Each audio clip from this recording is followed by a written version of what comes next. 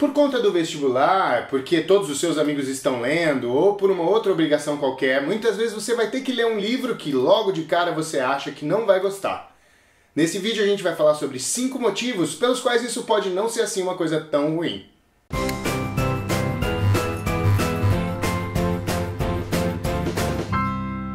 Número 1. Não li e não gostei. Muitas vezes a gente já chega num livro, mesmo antes de entrar em contato com ele, e já diz, não é bem a minha praia.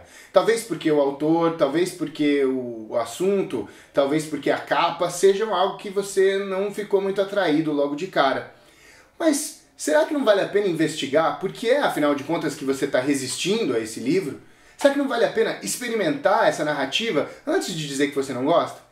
Eu não estou dizendo aqui que qualquer livro vai ser a melhor experiência do mundo. Ninguém quer ler um livro que não vai gostar. E de repente, se você identifica alguns elementos que já aparecem que não vão ser exatamente a sua praia, você pode evitar. Mas talvez valha a pena investigar. Um artigo na Wikipedia sobre o autor ou o livro, um vídeo aqui no Cabine Literária, alguma coisa que pode te tirar daquela impressão negativa inicial, pode te ajudar a entrar em contato com o livro de uma outra maneira. Experimenta.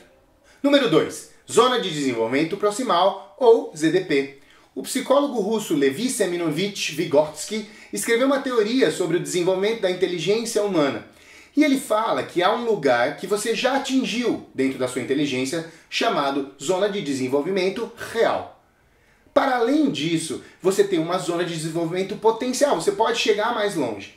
E existe um espaço no meio disso que você consegue atingir quando você é ajudado por um par mais capaz ou, de repente, por um professor. A ideia, então, de ZDP é esse lugar onde você tem a oportunidade de aprender mais. O que isso tem a ver com livros? Ora, o seu desenvolvimento real são aqueles livros, aqueles espaços de aprender aos quais você já tem acesso normalmente. Mas existem esses lugares que te causam um certo desconforto, um certo incômodo. Sair da sua zona de conforto é entrar na zona de desenvolvimento proximal, aquela que precisa de ajuda para que você chegue mais longe. E de repente o livro pode funcionar como esse par mais capaz, como esse espaço de aprendizado que através de um outro instrumento você vai chegar um pouco mais longe. Portanto, é possível aprender mais através de um livro que você não estava muito afim de ler. Número 3. Quais são os argumentos do seu inimigo?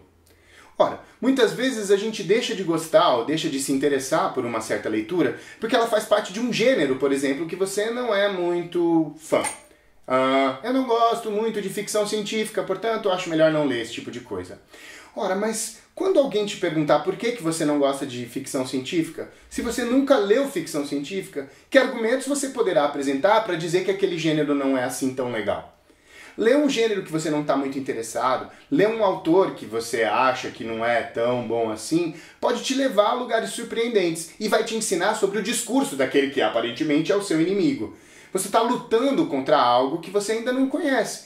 E é importante entender a estratégia daquele que está contra você para poder argumentar, até mesmo quando você tiver que dizer da próxima vez por que é que você não gosta daquele gênero. Assim, se de repente, a próxima vez que alguém te perguntar por que é que você não gosta de ficção científica, você pode dizer, porque eu acho que é inverossímil, eu não sinto que a humanidade vai caminhar por essas trilhas, eu acho que essas questões tecnológicas jamais serão desse jeito. Então você pode usar elementos do próprio livro que você leu concretamente para dizer, realmente isso não é por aí. Ou de repente você vai descobrir que aquele gênero não era assim tão estranho e que algumas daquelas coisas fazem parte dos seus interesses. Número 4. Resiliência. Resiliência é a habilidade de resistir a situações difíceis e seguir tocando a bola ainda que as situações não sejam as ideais. Quando eu leio livros como de filosofia ou de psicologia, ou mesmo uma narrativa que não concorde exatamente com as minhas ideias, por exemplo, um livro muito machista, ou um livro que tenha um princípio de filosófico muito diferente das minhas ideias, eu tenho dificuldade de ler e ele vai arrastando e ele é lento porque eu fico brigando com as ideias do livro a cada instante. Mas é importante descobrir uma forma de seguir lendo, seja por obrigação, seja porque você sente que vai ganhar alguma coisa com isso, porque isso também tem benefícios secundários. Você pode levar essa estrutura de resistência para outras áreas da sua vida. Além disso, muitos livros são feitos para serem chatos. Eu tenho um amigo que me contou certa vez a respeito do filme Lawrence da Arábia. E ele contava assim, que ele estava conversando com um amigo e disse: nossa, achei Lawrence da Arábia um filme clássico, um filme extremamente irritante, chato, arrastado, demora para acontecer e tal. E aí o amigo dele virou e disse: mas sobre o que é o filme? Ah, é sobre uns caras atravessando o deserto. E como que você acha que é uma viagem atravessando um deserto? Ah, provavelmente muito arrastada, chata, nunca acaba, tal. Ele falou: opa, será então que o filme não é desse jeito porque ele quer te provocar esse tipo de situação? Não são todos os livros que são feitos desse jeito, mas no Processo do Kafka, por exemplo, ou no Crime e Castigo, em que na segunda parte, após o crime acontecer, você fica no desespero para entender como é que vai acontecer esse tal desse castigo, você fica tão desesperado quanto o personagem. E isso vai se arrastando por um longo tempo em que ele não sabe exatamente o que está acontecendo.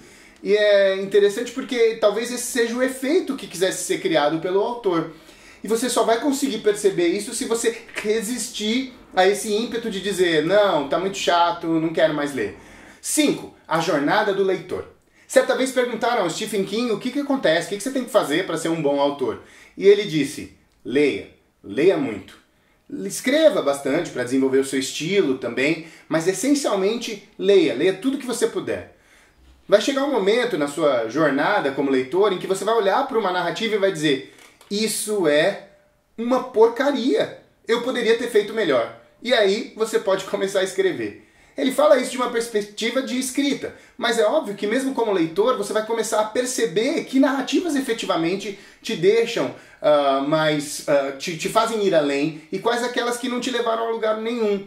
Mas é preciso que você resista a essas que você não está muito pronto para ler, para chegar a esse momento em que você vai dizer: talvez isso não seja o ideal, talvez isso não seja o tipo de leitura que eu quero fazer.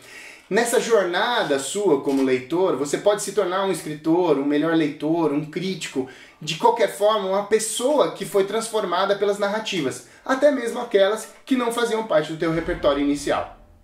Construir-se como um bom leitor implica em arriscar-se, como num chamado à aventura, de maneira que você possa se construir nesse grande herói, participante de diversas narrativas fantásticas através da sua leitura, mesmo até daquelas que inicialmente pareciam que não iam ser tão legais. Luke Skywalker não ficou muito feliz quando o Obi-Wan disse: vai lá e salva a princesa. Mas ele acabou se tornando o herói que todos nós admiramos de Guerra nas Estrelas. Você pode se tornar também o herói do seu próprio conjunto de leituras, se arriscando a ler talvez aquelas coisas que não te atraem inicialmente. É isso aí. Para mais conteúdo sobre livros e literatura, fique ligado no Cabine Literária. Inscreva-se no canal e dê um curtir se você gostou.